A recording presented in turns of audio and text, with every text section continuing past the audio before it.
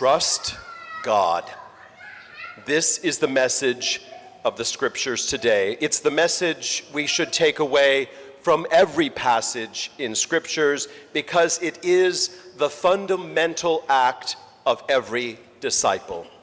We cannot call ourselves Christians if we are unwilling or unable to trust God.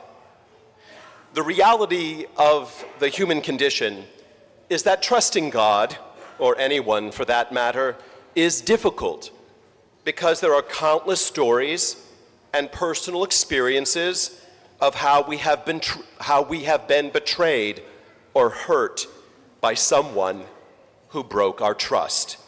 That is why we often say trust must be earned, but even then we are reluctant or suspicious, and we trust up to a point, holding back just a little, just in case. God knows this about us.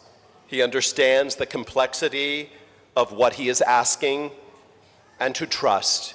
And even though he has earned our trust by keeping his promises and giving to us his only begotten Son to be our Savior, who suffered, died, and rose again so that we might live with him forever. And even though there are countless stories in the Old Testament that confirm that he can be trusted, like Abraham and Isaac and Adam and Eve, yet we still struggle with it.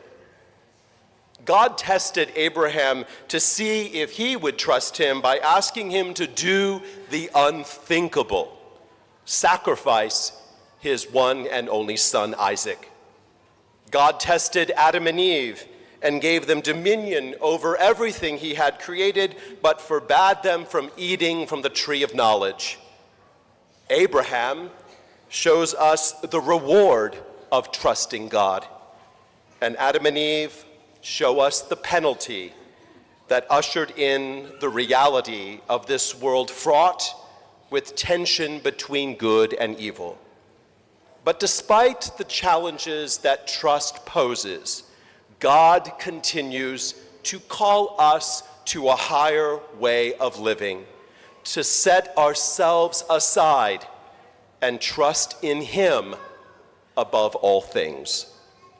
Sin, my brothers and sisters, is a huge hindrance to trust because it is a turning away from God and essentially a rejection of trust in God's mercy, who tells us what we heard last Sunday: fear the Lord your God and keep throughout the days of your lives all of his statutes and commandments which I enjoin on you, and thus have a long life.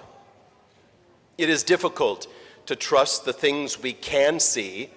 It is far more difficult to trust the things we cannot see. Yet God continues to test us, and by testing us, deepens our trust in him. A great example of this is the story we hear in the first reading. God sends Elijah the prophet to a widow in Zarephath. To understand what's going on here, we really need to back up a little and recall that the prophet Elijah rebuked Ahab, the king of Israel, because he was turning the Israelites away from the worship of the one true God to many false gods. A big no-no. For punishment, Elijah declares a drought across the land that signifies to everyone that turning away from the one true God is like a dry, weary land without water. Everything in life without him will dry up and die.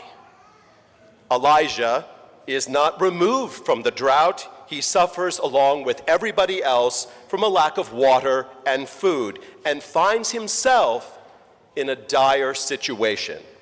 So God tells him to go to a small river and ravens will feed him. Now this sounds absurd to Elijah, but he trusts God. And when that small little river dries up, God sends him to a widow in Zarephath.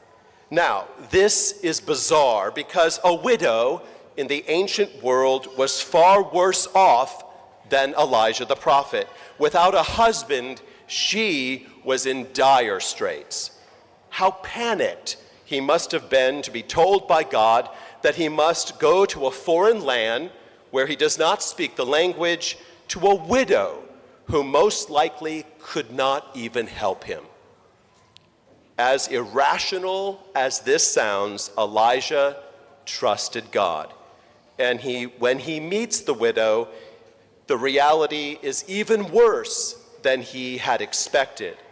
The widow tells him that not only does she not have enough oil and flour to feed him, but that she has just enough to make one more meal for herself and for her son, and then they will die. The widow and the prophet Elijah have met a dead end, and yet God continues to call them to trust him. And surprisingly, they do. Elijah tells her, "Do not be afraid. Go and do as you propose. But first, make me a little cake and then bring it to me. Then you can prepare something for yourself and your son." Can you imagine the audacity of this prophet? This poor widow has nothing. She's going now to collect some sticks to make a fire to make her last meal. And Elijah doesn't even offer to help her pick up the sticks, but tells her to make me a cake. And she does it. The widow and Elijah are both at the end of their rope. Yet they do the outrageous, and they trust God, who commands them to do what defies all logic. They risk everything. And what happens in that moment? God provides. The widow discovers that her oil and her flour do not run out until the Lord sends rain upon the earth. At that moment of truth, and at the end of the line, each one gives what little they have away and finds life by an endless supply of food. Trust God. When we are at the end of our rope, when it defies all logic, and when even it sounds absurd, trusting God is the only way to live. What is the alternative?